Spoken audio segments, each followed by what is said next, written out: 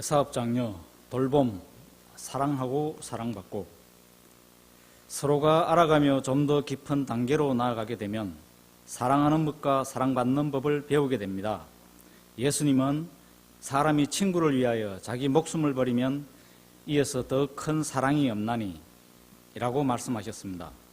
요한은 그의 첫 번째 서신 요한일서 3장 17절에서 다른 사람을 위해 우리의 삶을 내려놓는 예를 설명합니다. 고린도전서 13장에 나오는 것처럼 담대하고 긍휼하고 생명까지 내어주는 이런 사랑은 상대의 말에 귀를 기울여주고 그의 이야기를 기억해주는 것에서부터 시작됩니다. 사랑하는 사람이 만족스러운 것이 아니라 사랑받는 사람이 만족해야 하는 것이 사랑이라고 생각합니다. 사랑에는 적극적으로 들어주고 세심하게 기억해주는 것이 필요합니다.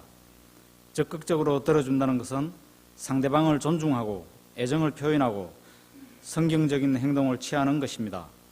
적극적으로 들어주는 것은 세심하게 기억해주는 것으로 이어집니다.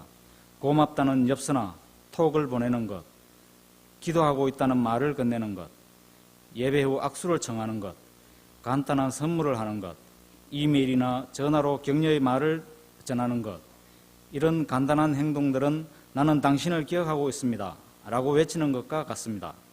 이러한 표현들로 인해 순전한 관계를 맺고 영적인 변화를 가져오는 환경을 조성할 수 있게 됩니다.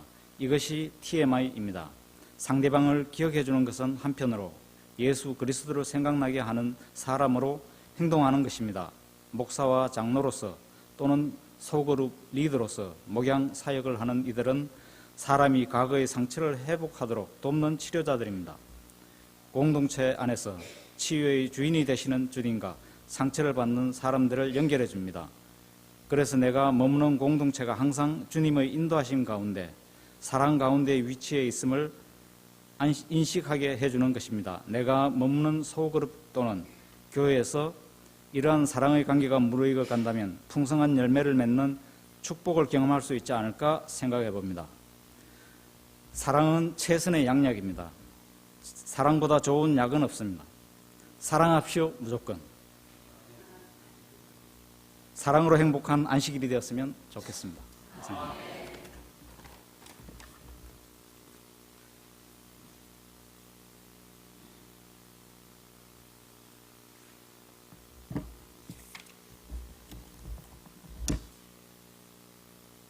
안녕하세요, 성도님들. 선교지방 소식을 전하겠는데요.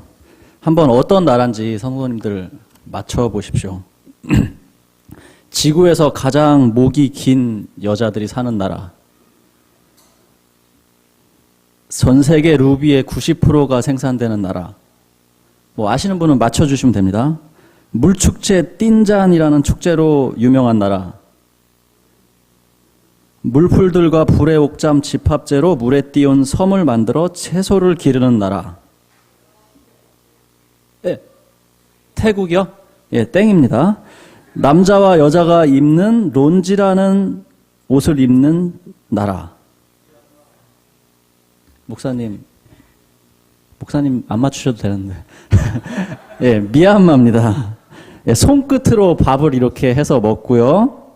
그리고 타나카 나무 껍질에서 나오는 그런 노란 가루를 얼굴에 남녀가 다 화장을 하고요. 옛날에는 버마라고 불렸는데 지금은 미얀마라고 불리는 그 나라에 대한 소식을 제가 간단하게 전하도록 하겠습니다. 생명수라는 제목의 소식인데요. 제가 간단하게 이야기를 들려드릴게요. 2016년 1월에 32명의 학생 선교사들이 일주일간의 기간을 통해서 태국과 미얀마 국경지대에 있는 그 난민촌에 봉사를 떠나게 됩니다.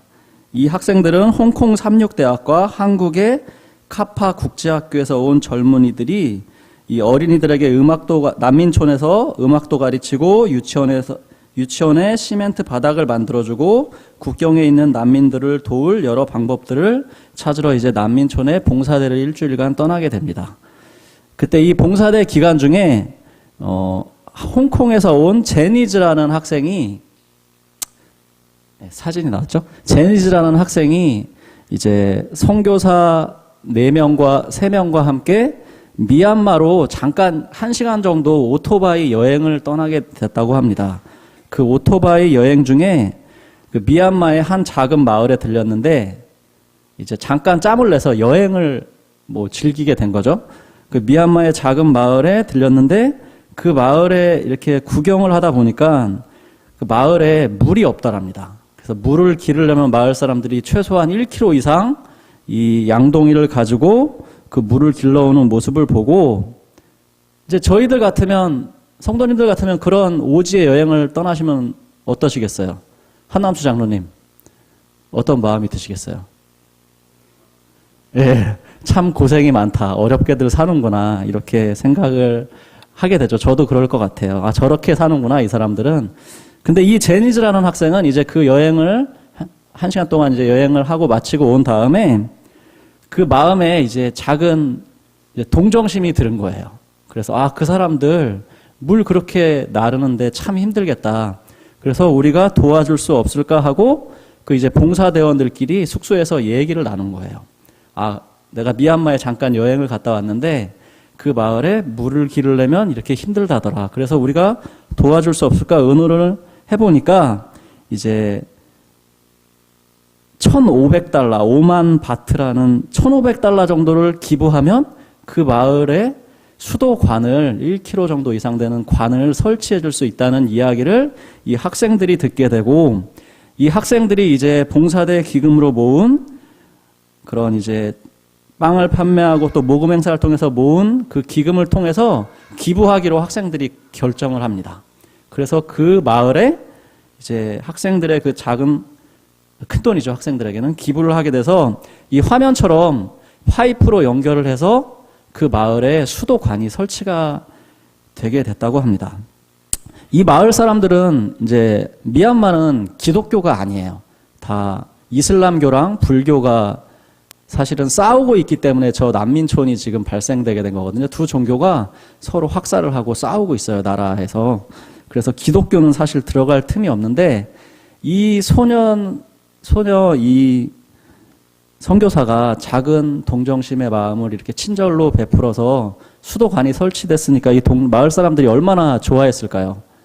이 마을 사람들이 그 작은 친절로 감동을 받아서 큰 이제 결실을 맺게 되는 게 그게 뭐냐 하면 이 마을 사람들이 그 학생 선교사들한테 감동을 받아서 저 학생들처럼 교육할 수 있는 학교를 우리 마을에다 설치해 달라고 이 선교사들한테 말을 하게 됩니다. 그래서 2016년 6월에 우리 재림교회에서 삼육학교를 그 마을에다가 설치를 이제 짓게 되는 과정을 겪게 됩니다. 지금 그래서